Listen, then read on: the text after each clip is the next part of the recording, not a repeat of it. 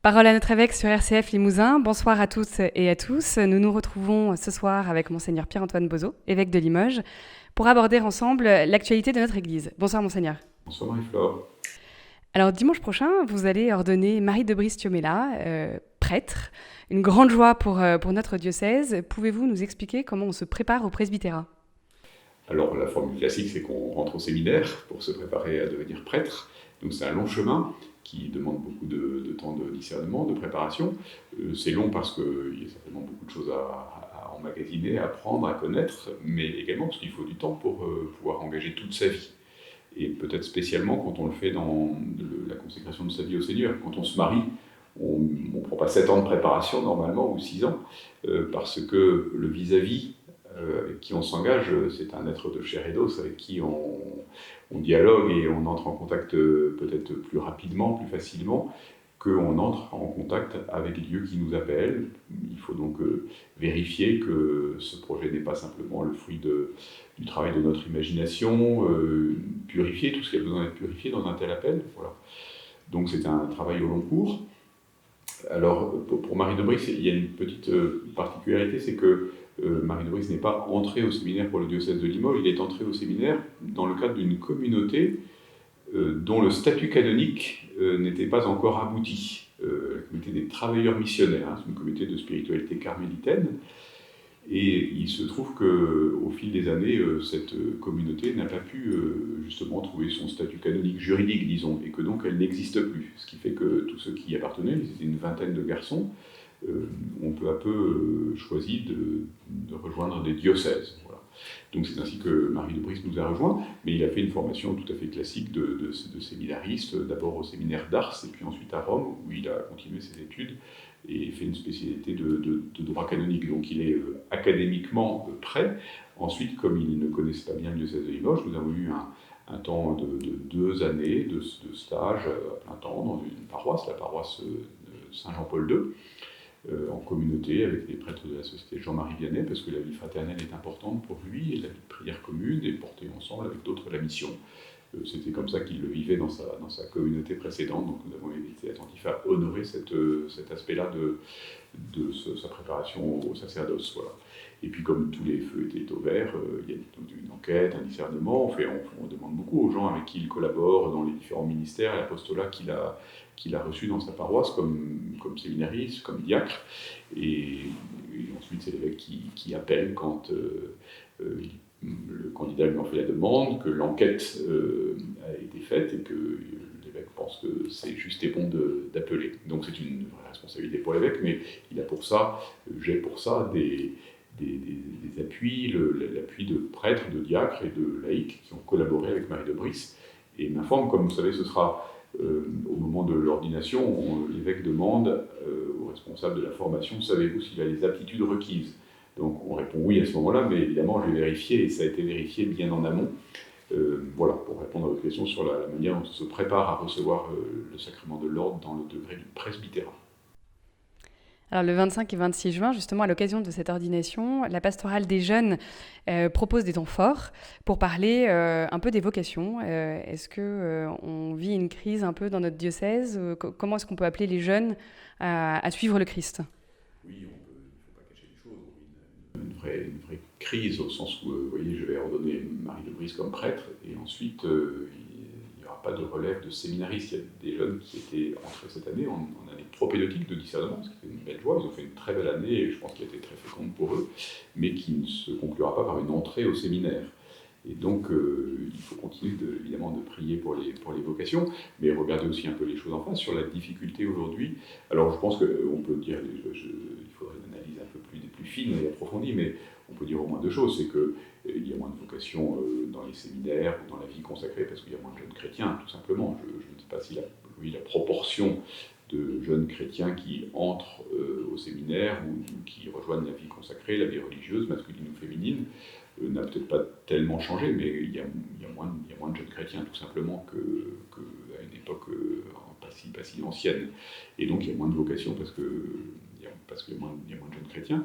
Et puis par ailleurs, il y a quand même, je pense, une image assez dévalorisée, assez abîmée, non seulement du prêtre, mais peut-être des vocations consacrées, c'est-à-dire consacré au Seigneur, dans la pauvreté, la chasteté et l'obéissance, vous voyez, les trois conseils évangéliques, parce que probablement la crise des abus en général, des abus sexuels en particulier, a beaucoup abîmé l'image des prêtres, même si c'est le fait d'une toute petite minorité, c'est suffisant, hélas, pour que ça ait vraiment terni, sali l'image du prêtre. Peut-être aussi qu'il y a des moments un peu de mise en cause qui font que l'image du prêtre ou du consacré est devenue un peu floue. Alors il me semble que c'est important, en parlant des vocations, de revaloriser vraiment la beauté de l'engagement à la suite du Christ, de dire que ça donne du sens à une vie, que ça peut rendre heureux, que c'est équilibrant et humanisant. Et puis aussi que, même si évidemment tout est toujours en évolution, il y a des fondements qui nous sont, que nous héritons de la révélation de Jésus, et qui sont bien stables et sur lesquels on s'appuie pour s'engager. Donc en s'engageant dans le ministère du prêtre, dans une vocation sacerdotale, dans une vocation à la vie consacrée, on sait ce qu'on fait. Il y a des choses sur lesquelles vraiment, en tout cas que l'Église explique et exprime avec beaucoup de clarté, même s'il y a dans la vie du prêtre, dans la manière d'exercer son ministère, des choses évolutives qui dépendent de la culture, de la société, de l'évolution de l'Église. Mais rappelez que un prêtre, c'est un ministère, c'est une mission qui continue d'avoir du sens, et aussi c'est à la fois affiné et enrichi au fil des siècles. On a plein d'exemples, et j'espère aussi aujourd'hui de sainteté sacerdotale. Voilà. Donc il y a quelque chose de très beau dans la figure du prêtre qu'il faut, je pense, revaloriser pour que notre Église soit davantage appelante. Alors dans l'actualité diocésaine, le mercredi prochain, le 30 juin à 18h30, vous allez célébrer une messe interscout en la cathédrale avec les 3 mouvements scouts. En tant qu'évêque accompagnateur de ces 3 mouvements, est-ce que cette démarche a du sens pour vous ? Oui, cette démarche a beaucoup de sens. Je pense que, en accompagnant les 3 grands mouvements de scoutisme catholique, les scouts et guides de France, les scouts unitaires de France et les scouts et guides d'Europe, je suis attentif à leurs particularités et à les accompagner avec leur personnalité propre, et évidemment aussi attentif à la communion entre eux, pour qu'ils soient non pas des rivaux, mais des partenaires, pour proposer ces très beaux mouvements du scoutisme qui gardent je pense, une belle pertinence. Et la manière dont ces 3 mouvements sont des mouvements qui continuent aujourd'hui de progresser dans leurs effectifs montre qu'il y a vraiment je pense, une pertinence, une actualité de la pédagogie scout. Donc ce sont des beaux mouvements qu'il faut vraiment encourager et accompagner.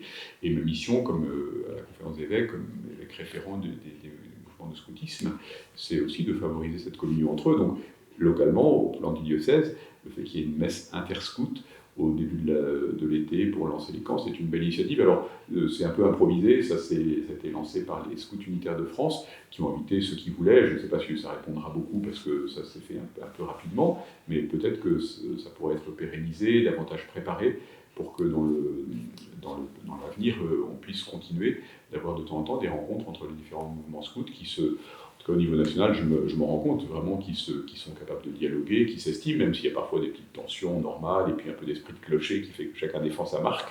Mais il y a quand même une belle collaboration au niveau national, et je souhaiterais développer cette collaboration au niveau local, bien sûr.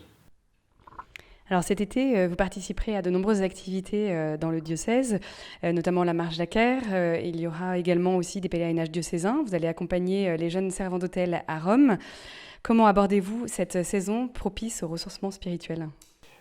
Avec enthousiasme pour ma part, puisque vous parlez des camps que j'accompagnerai, mais il y a aussi tout ça que je n'accompagnerai pas et qui se dérouleront sans l'évêque, qui n'est pas du tout nécessaire à toutes les démarches diocésaines, en particulier auprès des jeunes, mais pas seulement. Il y aura aussi des choses pour tous les âges. Je trouve que le temps d'été, vraiment, c'est un temps béni quand c'est possible, parce qu'évidemment tout le monde ne peut pas profiter pour des questions matérielles, des questions de santé, ne peut pas profiter de ce genre de propositions estivales, mais en tout cas c'est un moyen de couper un peu avec la routine du quotidien, et puis de se ressourcer profondément. Alors toutes les manières de le faire sont bonnes à prendre, Et l'église a une riche tradition de pèlerinage. Nous avons la chance d'être traversés par le chemin de Saint-Jacques dans le diocèse de Limoges, et que ce soit une année jacquaire, donc ça remet un peu en valeur, après des années de vache maigre suite à la pandémie, ça remet un peu en valeur le chemin de Saint-Jacques, mais également les camps, le pèlerinage des servants d'hôtel à Rome. Ce sont vraiment des très belles occasions. Alors pour moi aussi, c'est une occasion d'être un peu plus au contact. Vous voyez, l'évêque, il rencontre